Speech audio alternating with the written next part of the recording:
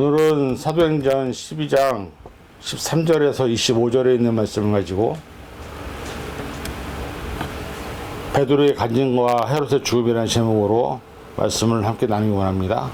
먼저 말씀을 봉독하겠습니다. 베드로가 대문을 두드린데 로데라 하는 여자아이가 영접하러 나왔다가 베드로의 음성인 줄 알고 기뻐하여 문을 미처 열지 못하고 달려 들어가 말하되 베드로가 대문 밖에 섰더라 하니 그들이 말하되 내가 미쳤다 하나 여자아이는 힘써 말하되 참말이라 하니 그들이 말하되 그러면 그의 천사라 하더라. 베드로가 문 두드기를 그치지 아니하니 그들이 문을 열어 베드로를 보고 놀라는지라. 베드로가 그들에게 손짓하여 조용하게 하고 주께서 자기를 이끌어 옥에서 나오게 하던 일을 말하고 또 야고보 형제들에게 이 말을 전하라 하고 떠나 다른 곳으로 가니라. 날이 새며 군인들은 베드로가 어떻게 되었는지 알지 못하여 적지 않게 소동하니 헤롯이 그를 찾아도 보지 못하며 파수꾼들을 신문하고 죽이라 명하니라. 헤롯이 유대를 떠나 가이사르로 내려가서 머무니라. 헤롯이 두로와 시론 사람들을 대단히 노여워하니 그들이 지방의 왕국에서 나는 양식을 먹는 까닭에 한 마음으로 그에게 나와 왕의 침소 맡은 신하 블라스도를 설득하여 화목하기를 청한지라. 헤롯이 나를 택하여 왕복을 입고 단상에 앉아 백성에 연설하니 백성이 크게 부르되 이것은 신의 소리요 사람의 소리가 아니라 하거늘 헤롯이 영광을 하나님께 돌리지 아니하므로 주의 제자가 곧 친히 벌레에게 먹혀 죽으니라. 하나님의 말씀을 흥하여 더하더라. 바나바와 사울이 부조하는 일을 마치고 마가라 하는 요한을 데리고 예루살렘에서 돌아오니라. 아멘. 기도하겠습니다. 사랑해 주님 감사합니다. 오늘 시간도 말씀을 통해서 하나님의 역사와 능력을 우리 삶에서 어떻게 일하시는지를 다시 한번 돌아보기 원합니다. 하나님은 쉬지 않고 일을 하시는데 사실은 그 상황 속에서 인간들은 때로는 여러 가지 많은 상황과 환경 속에서 걱정과 고민을 또 하게 되는 모습을 보게 됩니다. 그러나 하나님의 역사를 경험한 사람들은 하나님이 함께 하심을 믿기에 한 걸음 한 걸음 다시 한번 발을 딛게 됨을 보게 됩니다. 오늘 이 시간도 말씀을 통해서 우리가 살아가는 삶에서 하나님의 놀라운 역사와 능력을 어떻게 경험할 수 있는지를 깨닫게 도와주시고 그 삶을 통해서 하나님의 놀라운 능력을 다시 한번 우리 삶에서 드러낼 수 있는 시간 될 수 있도록 붙잡아 주시옵소서. 감사드리며 예수님의 이름으로 간절히 기도하옵나이다. 아멘. 지난주에 우리는 야고보의 순교, 그 다음에 베드로가 감옥에서 탈출하게 되는 그런 것들을 보게 되었습니다. 그 상황만 보아도 그 당시에 얼마나 기독교에 대한 핍박이 심했는지 다시 한번 알게 됩니다. 사실은 그런 핍박과 환란이 있을 때 어떤 종교든지 간에 이제 수그러들게 되고 사실은 그것이 점점 사라지게 되는 것을 우리가 보게 됐는데 이상하게 기독교는 핍박과 환란이 심해지면 심해질수록 더 확장되어지고 더 풍성해지는 그런 결과를 보게 되죠. 그래서 우리는 기독교를 한편으로는 핍박의 종교라고 부를 정도로 사실은 하나님의 역사와 하나님의 능력은 핍박과 환란이 심해지면 심해질수록 더 크게 나타나는 것을 우리는 보게 됩니다. 사실 헤롯이 베드로를 죽이기를 결정한 데에는 베드로가 너무나 큰 인물이었고 복음의 역사에 있어서 결정적인 역할을 했던 사람이기 때문에 베드로를 죽여야 복음이 전해지는 것을 막을 수 있었기 때문입니다. 그런데 바로 그 전날 하나님은 천사를 통해서 베드로를 탈출시키죠. 그리고 오늘 본문에 나오는 것처럼 그 베드로를 지키지 못했다는 책임 때문에 결국 베드로를 간수하던 간수들은 죽임을 당하게 됩니다. 그런데 중요한 것은 뭐냐면 하나님은 이 베드로를 살리실 사건을 통해서 우리가 한 가지 기억하는 것은 하나님의 복음의 도구로 사용되는 일꾼들을 하나님이 직접 지키신다는 사실입니다. 지금도 사실은 전 세계에서 복음이 전해지고 있습니다. 많은 선교지에서. 근데 그때마다 하나님은 수많은 일꾼들에게 동일하게 역사하고 있음을 보게 됩니다. 그것이 재정적인 문제이든 건강의 문제이든 어떤 위험의 문제이든 놀라운 기적의 현장들이 목회 현장과 선교 현장에서 나타나고 있음을 보게 됩니다. 이것은 우리에게 뭘 말하냐면 복음의 일꾼으로 살아가는 우리들에게 하나님은 여전히 살아서 역사하고 있다는 것이죠. 그리고 하나님의 역사와 능력은 우리와 함께 있기 때문에 우리가 어떤 상황에 놓인다 할지라도 여전히 베드로와 같이 역사한다는 사실을 우리에게 보여주고 있습니다. 여러분, 우리가 헤롯이 그 핍박에도 불구하고 계속 선정해 나가고 있는 모습을 보면서 한 가지 느끼는 건 뭐냐면 인간의 생각으로 안 된다고 해서 안 되는 것이 아니라는 것입니다. 하나님이 하시면 하시는 것입니다. 하나님이 원하시면 되는 것입니다. 그래서 그것에 대해서 우리가 기억해야 한다는 것이죠. 내가 복음의 도구로 쓰임을 받고 있는지, 하나님의 일꾼으로 쓰임을 받고 있는지, 그런 것에 따라서 내가 살아가는 삶의 현장에서 하나님의 역사를 하고 있는지 안 하는지가 드러난다는 것이죠. 때로는 우리에게 주어지는 상황 안에서 우리는 많은 힘든 일을 경험하게 됩니다. 그리고 그걸 통해서 나는 더 이상 할 수 없구나 라고 할 수 있습니다. 그런데 문제는 뭐냐면 내가 할 수 없다고 안 하는 것이 아니라 사실은 그 모든 선택과 기로에서 결정은 누가 하느냐면 하나님이 하신다는 것이죠. 그리고 하나님이 언젠가 나를 통해서 일하실 때는 다시 그 상황과 환경을 만들어 놓으신다는 것입니다. 그래서 어떻게 보면 오늘 베드로를 통해서도 보여주는 것처럼 때로는 우리가 약간의 안식년, 쉴 때도 있다는 것입니다. 그리고 그것을 통해서 하나님이 우리에게 일하시는 것을 다시 한번 준비시키는, 충전시키는 그런 일도 있다는 것입니다. 오늘 복음을 통해서 우리가 세상을 살아가면서 하나님의 도구로서 때로는 그 복음을 전하다가 지칠 때도 있고, 또 사람을 대하다가 지칠 때도 있고, 때로는 목회를 하다가도 정말 번아웃이 될 때도 있습니다. 그럴 때 하나님은 우리에게 원하시는 것이 무엇인지를 말씀을 통해서 살펴보면서 하나님의 능력을 다시 한번 기대하고 기도하는 저와 여러분이 될 수 있기를 간절히 축원을 드립니다. 13절부터 16절까지는 베드로가 풀려나서 베드로를 위해서 기도하는 사람들의 집에 등장하는 장면을 소개합니다. 그런데 여기서 참으로 아이러니한 모습이 뭐냐면 사람들이 베드로가 왔음에도 불구하고, 베드로가 왔다는 소식을 들었음에도 불구하고 사람들이 그것을 믿지 않았다는 사실입니다. 수많은 사람들이 베드로가 잡혀있고 야고보가 죽었다는 소식을 들었습니다. 그래서 그들은 베드로를 살려달라고 하는 게 기도합니다.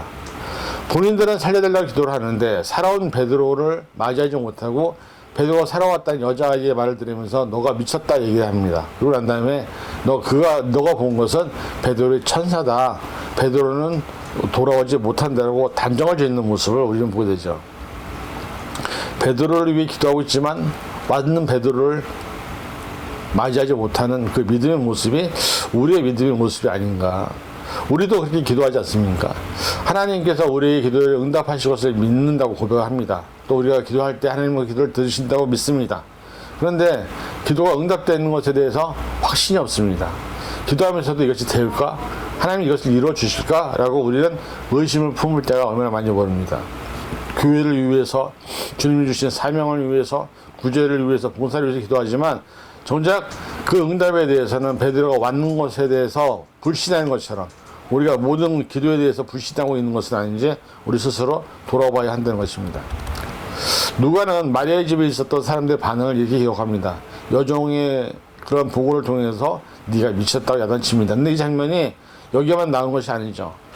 누가복음 24장 11절에도 보면 사실은 예수님이 부활하셔서 다시 사신 것에 대해서 여인들이 증언을 합니다. 그럴 때도 사람들이 너희들이 미쳤다라고 얘기를 합니다. 근데 이것은 어떻게 보면 이 미쳤다는 말은 뭐냐면 비이성적이라는 얘기죠. 이성적이지 않다는 말은 뭐냐면 네가 말한 것이 잘못됐다고 얘기하는 것입니다. 그런데 문제는 뭐냐면 그들이 그것을 놓고 기도하고 있었다는 사실이죠. 어떻게 보면 우리가 세상을 살면서 예수님이 역사가 또 하나님의 능력이 우리에게 이렇게 나타날 때도 있는데 우리가 그것을 믿지 못하고 영안이 열리지 않아서 영적으로 깨어있지 못해서 그 하나님의 놀라운 능력과 진실을 마주 대하지 못할 때가 있는 것은 아닌지 우리 스스로 돌아보아야 합니다. 하나님은 우리의 기도에 이미 응답하셨는데 우리가 믿지 못해서 그것을 받지 못하는 것도 있을 수도 있습니다. 그래서 저와 여러분들이 기도할 때 하나님이 내 기도를 들으시고 예수의 이름으로 기도할 때 그것이 응답된다는 것을 믿는다면 우리는 그것에 대한 확신이 있을 때 그것을 경험하게 된다는 것이죠. 그래서 저와 여러분들이 이런 사실 앞에서 한 가지 기억할 것이 뭐냐면 내 기도에 하나님이 귀를 기울이신다. 그리고 그 기도에 대해서 하나님은 응답하신다는 사실을 잊지 마시고 날마다 기도함으로 하나님의 응답을 받는 저와 여러분이 될 수 있기를 간절히 축원을 드립니다. 그 다음에 17절에서 19절에 보니까는 베드로가 들어왔습니다. 사람들이 베드로를 드디어 만주하게 됩니다. 살아있었구나. 정말 돌아왔구나. 우리의 기도가 응답되고 하는 것을 알게 됩니다. 그리고 베드로가 그들에게 함께 모이라고 얘기하면서 자기가 어떻게 내옥에서 나오게 되었는지를 자세하게 설명을 합니다. 그리고 야고보와 형제들에게 내가 살아온 사실을 전하라고 당부를 하고서 다른 곳으로 떠나게 되죠. 여기서 나오는 이 야고보는 예수님의 동생 야고보를 말합니다. 예수님의 동생 야고보는 예루살렘 교회에서 중요한 역할을 하고 있었습니다. 사도 베드로는 야고보 형제들에게 자신에게 있던 일을 전하면서 복음을 더 확장시키라고 전달을 하게 됩니다. 그리고 어디로 가는지 밝히지 않지만 베드로는 자기가 지금 현재 처한 상황을 정확하게 인지하고 있었습니다. 그곳에 헤롯이 있었던 그 지역에 온 나라가 아마 발칵 뒤집혔을 것입니다. 왜냐하면 자기를 죽이려고 주목하고 있던 사람들이 자기가 없어진 것을 알게 됐기 때문이죠. 그로 인해서 자기를 지키던 간수장들이 다 죽었으니 말입니다. 그러니까 얼마나 많은 사람들을 풀어서 베드로를 찾고 있었겠습니까? 베드로는 다시 그 위험 속에 들어갈 수가 없었기 때문에 그곳을 빠져나와서 다른 곳으로 가게 됩니다. 왜냐면 사실은 이런 때에 베드로가 너무 무모하게 나가서 다시 복음을 전한다는 것은 하나님의 의를 위한 것도 아니고 하나님의 의를 드러내는 것도 아니기 때문입니다. 그래서 사실은 모든 일은 때가 있다는 것이죠. 우리가 세상을 살다 보면, 우리도 세상을 살다 보면 그 세상 하는 일 때문에 번아웃이 될 때도 있고, 그 다음에 힘들 때도 있고, 쉴 때도 필요합니다. 목회 현장도 마찬가지고 선교 현장도 마찬가지죠. 그래서 목회자들은 안식년을 경험하게 되는데, 그런 상황 속에서 하나님의 역사는 계속해서 진행되어지고, 그 속에서 하나님은 또다시 새로운 일들을 만들어 가시는 것을 보게 됩니다. 베드로가 물론 여기서 복음을 전할 수도 있었겠죠. 그러나 베드로가 천사를 통해서 구출해 나왔을 때는 거기서 베드로가 야고보와 다른 제자들에게 하나님이 나타나는 일을 알게 하고 다시 좀 더 다른 곳에 숨어 있다가 하나님이 예비하신 그 시간대에 다시 복음을 들고 나가는 것이 맞는 어떤 모습일 것입니다. 무분별하게 행동하다가 죽게 되면 사실은 복음을 전할 수 있는 그런 기회를 잃어버릴 수도 있기 때문에, 그래서 베드로는 숨어 있었던 것입니다. 그 다음날 날이 새면서 많은 사람들이 이제 했는데 결국은 베드로를 못 찾았습니다. 그래서 헤롯이 너무 화가 나서 파수꾼들을 신문하고 주의하고 말합니다. 베드로를 찾을 길이 없습니다. 왜 그랬을까요? 하나님이 역사하셨기 때문입니다. 하나님이 역사하시는 그 사건에서는 사람들의 힘으로 할 수 없다는 것을 우리에게 보여줍니다. 헤롯은 막강한 권력을 가진 사람이었습니다. 그럼에도 불구하고 자신의 힘으로 베드로를 찾을 수 없었다는 것은 하나님이 하시는 일을 사람이 막을 수 없다는 것입니다.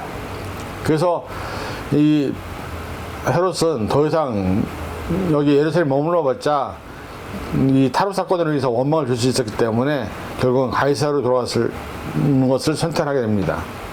그리고 그 안에 들어가면서 헤롯이 통치하던 관할 지역 중인 두로와 시돈 사람들로 인해서 크게 분노했다고 말합니다. 분노의 이유를 성경은 밝히지 않지만 두 도시 간의 무역 분쟁이 발생했기 때문이라고 성경학자들은 추측하고 있습니다.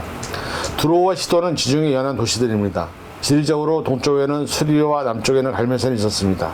이 두 도시는 항구 도시답게 상업과 무역이 발달했습니다. 이 두 도시 사람들은 헤롯 왕이 통치하는 다른 지역으로부터 식량을 공급받았기 때문에 헤롯 왕이 식량 공급을 중단하면 심각한 상황에 놓일 수밖에 없는 위기였습니다. 이를 알고 두로와 시돈에 있는 사람들이 왕의 마음을 달래기 위해서 특별한 자리를 마련했던 것입니다. 유대 역사의 요세푸스에 의하면 로마 황제 영국 원정 개선 기념을 위해서 베푼 축제를 맞춰서 두로와 시돈 사람들이 헤롯이 머무는 가이사를 방문했다고 합니다. 그때 헤롯이 왕복을 입고 단상에서 백성이 연설할 때 그들이 외쳤던 말은 뭐냐면 이것은 신의 소리요 사람의 소리를 안 하며 칭송을 했습니다. 헤롯은 백성의 칭송을 듣고도 겸손히 하나님께 영광을 돌리지 않는 모습을 우리는 보게 되죠. 요세푸스에 의하면 헤롯이 심한 복통으로 죽었다고 기록을 하고 있고 세균이나 회충 같은 벌레로 인해 죽었을 것으로 보고 있습니다. 아무튼 헤롯의 죽음은 자신을 신이라고 신성하는 사람들에게 하나님께 영광을 돌리지 않음으로 인해서 생기는 교만함 때문에 죽었다는 것을 말합니다. 또한 헤롯이 교회를 박해한 죄악 때문에 죽었다고 요세푸스는 얘기하고 있습니다. 여러분, 이것을 통해서 우리가 알 수 있는 건 뭡니까? 세상의 그 어떤 권력도 하나님 아래에 있다는 것입니다. 그들이 범한 약한 행실은 언젠가 하나님의 심판을 받게 되어 있다는 것입니다. 그리고 그들의 삶에서 하나님의 능력은 절대 그들의 삶을 인정하지 않는다는 것을 말합니다. 그들의 왕이든 누가 되었든 간에 중요한 것은 뭐냐면 하나님의 능력은 여전히 살아있다는 것입니다. 그래서 우리가 사실은 목회자들이 어떤 목회의 성공을 이루게 되면 그것이 자기의 어떤 칭송의 조건으로 받아들이는 경향이 많이 있습니다. 그러나 조심해야 될 것은 뭐냐면 그것이 교만함으로 만들어지게 되면 결국은 하나님의 심판을 받게 되는 수많은 목회자들의 모습을 우리도 보고 있습니다. 하나님의 역사는, 하나님의 능력은 하나님이 하시는 것이지 우리가 하는 것이 아닙니다. 그래서 결국은 이 일로 인해서 24절부터 25절에 보니까 하나님의 말씀이 흥왕하게 가더라. 즉 헤롯의 죽음을 통해서 결국은 하나님의 역사는, 능력은 더 크게 확장되어 가는 것을 우리는 보게 되죠. 어떻게 보면 어떤 상황 속에서, 환경 속에서도 하나님은 여전히 멈추지 않습니다. 하나님은 어떤 상황과 환경 속에서도 당신이 일을 하십니다. 그래서 우리가 한 가지 기억이 들어서 뭐냐면, 복음을 증거하는 우리들의 삶에서 하나님의 능력은 영원 무궁하다는 사실입니다. 하나님은 여전히 살아계신 분이고 여전히 일하시는 분이고, 물질적으로 교회에 어려움이 있을 때, 또 어떤 영적으로 공격을 받을 때, 또 여러 가지 상황에 놓여 있을 때도 하나님은 여전히 그 교회를 위해서 일하시고 준비하시고 역사하신다는 사실을 우리가 오늘 본문을 통해서 보고 있습니다. 이것이 교회뿐만 아니라 우리 교회된 개개인에게도 똑같이 역사하시는 하나님의 능력인 것입니다. 우리의 삶에서도 때로는 힘든 일이 있을 수 있습니다. 어려운 일이 있을 수 있습니다. 그러나 그 모든 일 가운데서 하나님은 여전히 우리와 함께 하십니다. 하나님은 우리 삶에서 우리와 함께 동역하시고 역사하시고 임만을 하시는 하나님이심을 우리가 깨달아야 합니다. 그래서 저와 여러분의 삶을 세상에 있는 그 어떤 것으로도 끊을 수 없습니다. 하나님의 사랑에서부터. 그래서 저와 여러분들이 하나님의 은혜 안에 있다는 것, 이 세상에 그 어떤 힘을 가진 통치자도 하나님 아래에 있다는 것을 우리가 기억하시고, 하나님의 능력을 믿고 의지할 때 하나님은 우리를 통해서 당신의 능력을, 당신의 권능을 베드로와 같이, 아니면 또 이런 상황을 통해서 역사하시는 것을 보게 하실 것입니다. 오늘 하루를 살아가는 우리들에게 하루하루가 힘든 수가 있습니다. 또 여러 가지 많은 상황들로 어려울 수도 있습니다. 그런데 한 가지 잊지 말 것은, 하나님은 우리와 함께 계십니다. 그 임마누엘의 하나님이 우리와 함께 계시기 때문에 우리가 두려워하지 않아야 된다는 것이죠. 담대하게 내게 주어진 복음의 일꾼으로서의 사명을 잘 감당하시고, 내가 내 주변에 있는 사람들에게, 아직 예수님을 알지 못한 사람들에게 복음을 증거하는 것이 바로 저와 여러분이 해야 할 사명인 것을 잊지 마시고, 하나님의 능력과 하나님의 은혜를 날마다 사모하며 하나님의 그 역사를 날마다 경험하는 믿음의 신년들 될 수 있기를 주님의 이름으로 간절히 축원을 드립니다. 기도하겠습니다. 사랑과 은혜가 충만하신 아버지 하나님, 감사합니다. 우리의 삶에서 베드로를 탈출시키셔서 복음을 전하게 하시고, 또 베드로를 잠시 숨기시고, 또 그로 인해서 또 헤롯을 통해서 헤롯의 목숨을 또 앗아가시는 모습, 또 하나님의 역사를 다시 한번 일으키는 모습, 그로 인해서 모든 것이 결과가 말씀이 더 흥왕해지고 또 하나님의 복음이 더 왕성해지는 것을 보게 하시는 것을 우리는 보게 됩니다. 때로는 우리의 삶에서 이런 때가 있습니다.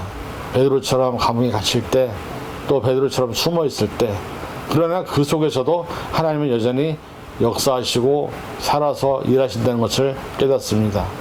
우리가 그런 쓰임에 합당한 자로 서게 도와주셔서 우리의 삶에서 우리가 교회로서, 우리가 모인 공동체로서 하나님 앞에 더욱더 쓰임받는 일꾼들 될 수 있도록 붙잡아 주시옵소서. 모든 것 감사드리며 예수님의 이름으로 간절히 기도하옵나이다. 아멘.